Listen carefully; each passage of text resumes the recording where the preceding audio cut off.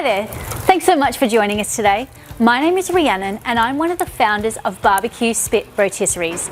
Today I'm going to answer one of our most common questions asked by our customers, which is how do I know when my charcoal is ready to start cooking? Now personally, I like to cook with a natural lump charcoal. It's all natural, there's no chemicals added, and it's really simple to light, like what we've got here. Now the great thing about using a natural charcoal is that you do not need to wait until it's completely ashed over. Now as you can see, this charcoal has ashed over a little bit, but this is hot enough to be able to cook.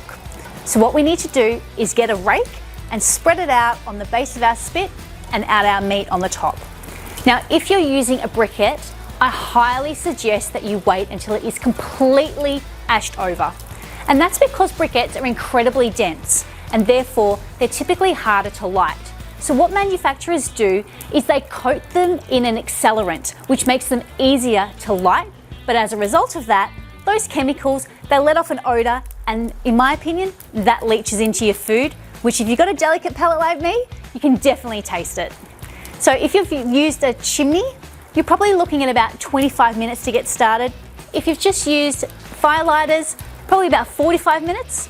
Or if you've used a charcoal starter wand, so an electric device to get your charcoal started, you're going to be ready to cook in about 5 minutes.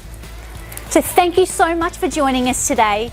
If you want to keep up to date with our latest videos and hear more great hints and tips, please remember to hit the subscribe button, give us a huge thumbs up, post a comment below, and we look forward to seeing you in our next video.